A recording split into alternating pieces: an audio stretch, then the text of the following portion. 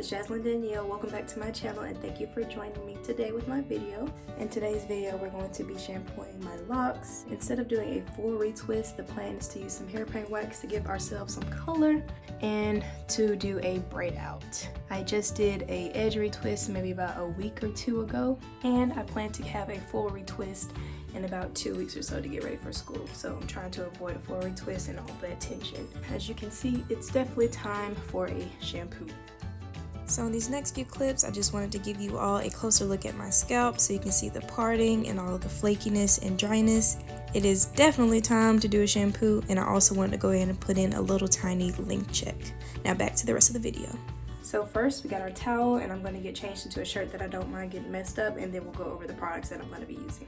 I also went ahead and took out my earrings and took my jewelry off as well, and now we got our little messy shirt on, even though we're going to take it off to take a shower, but whatever. So to go over the products that I use products that specifically target the issues that I'm having with my scalp. Personally, I tend to have breakouts of dermatitis around my hairline and my ears. For my shampoo days, I start off with the Stimulating Herbal Cleanser by Talia Wajid.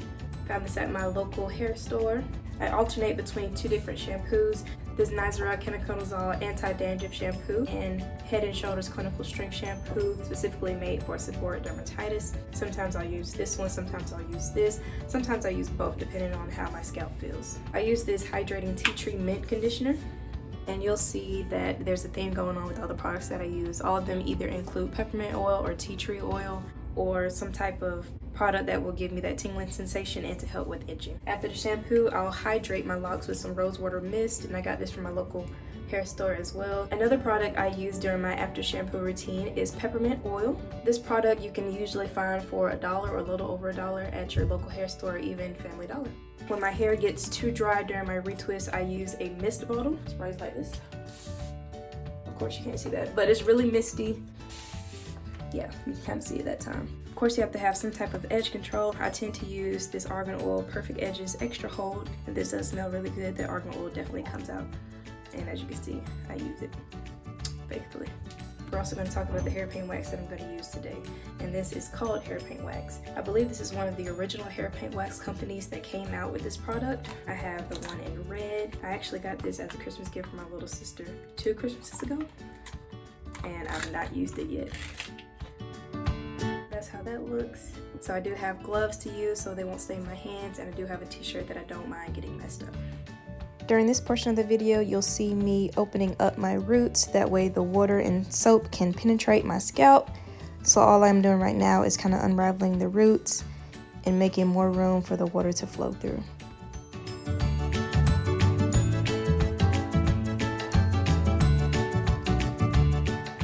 Okay, y'all, I'm all done, and that shampoo felt amazing.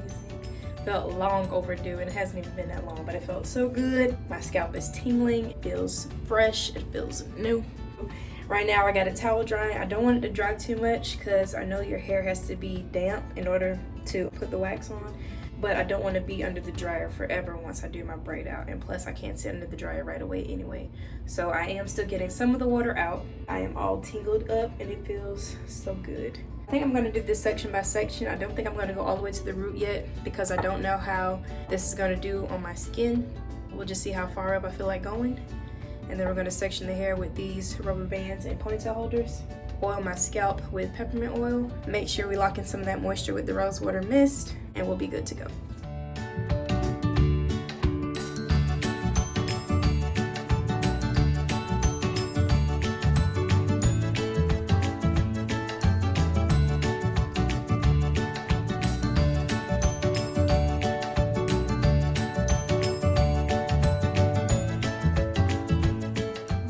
Let's get down to business. Defeat the Huns.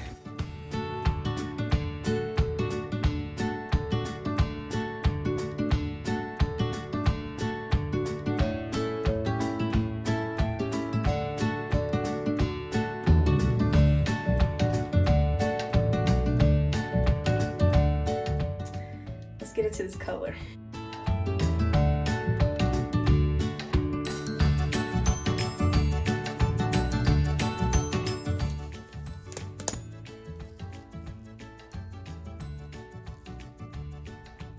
I should probably put on my other glove. Wow, I'm already like failing.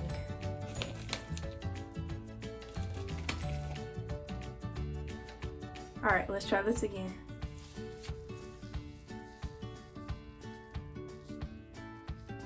Don't want to get that on the floor.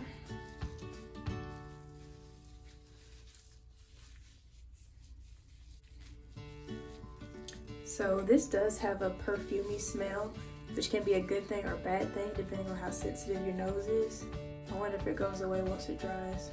I'm just rubbing that in right now, trying to keep it neat. I don't know if I want to go all the way up. And I'm just gonna work it into the lock.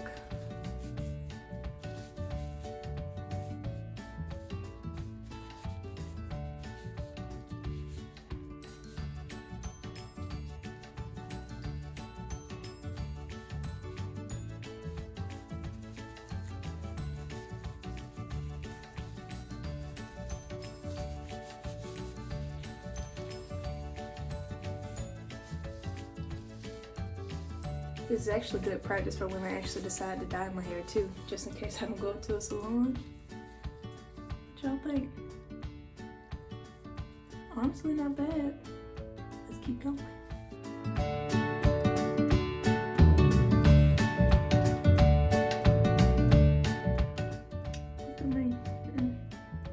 Okay, it's doing a little something. This lighting is too.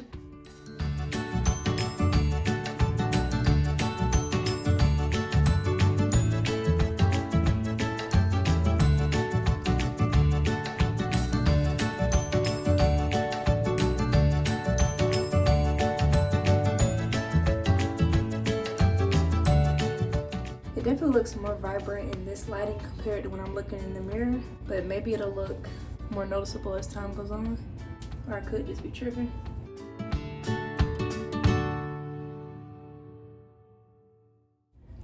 All right, this is one side done, and it actually looks pretty cute. So we're gonna go on to the other side now and get it all finished up.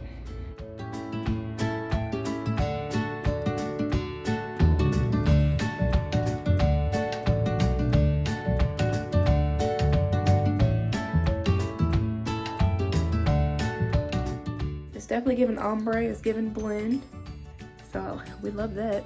It's giving salon dye job, profesh, if you will.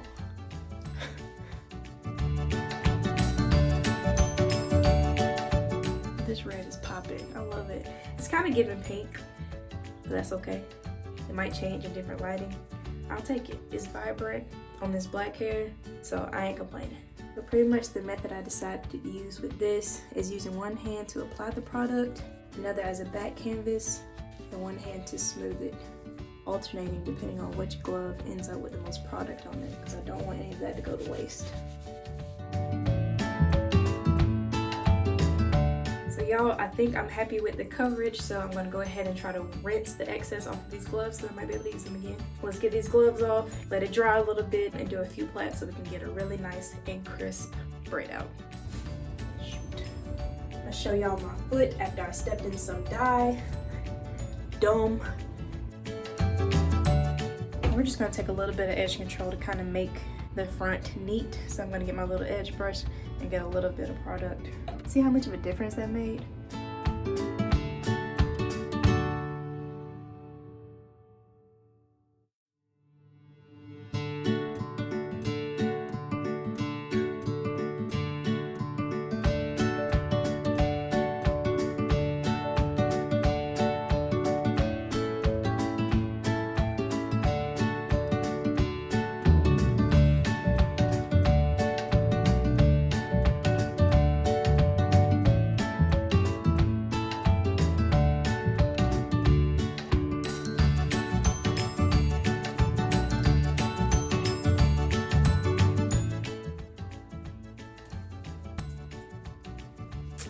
Yay! So we are all done with our plaits for our braid out. Our edges are laid. I think they look really good. And I kind of look like a loose natural. Like you can't even tell I have locks. So far I'm still loving the color a whole lot. I think it's popping a whole lot. I'm gonna get it in the dryer. Then the next thing you'll see is me with my results.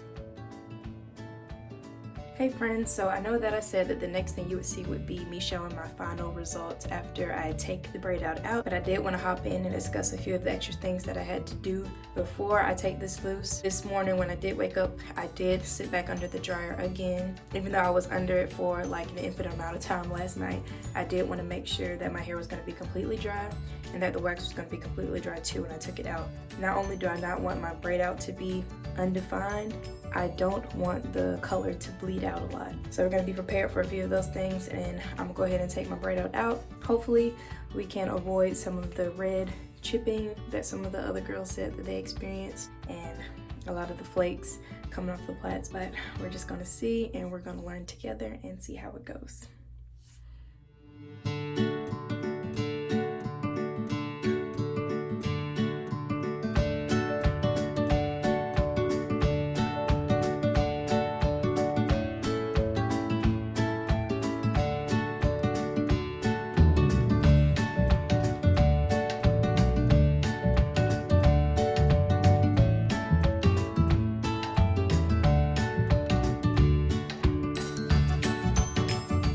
Well friends, this is the final look of my hair. It came out really well. I mean, the color is very vibrant, my braid out pulled through, and it seems to be completely dry. I haven't decided quite how long I'm going to keep the wax in just yet. I'm going to see how I enjoy it because I really didn't think the red was going to come out this well. Like I said, I've considered doing burgundy before, but talked myself out of it ultimately. So I'm really pleased. Kind of excited to see how it's going to hold up. Hopefully it doesn't stain my neck and everything else, but if so, hopefully it washes out pretty easily. This was pretty good for a first attempt, I would say. If y'all agree, like, comment below.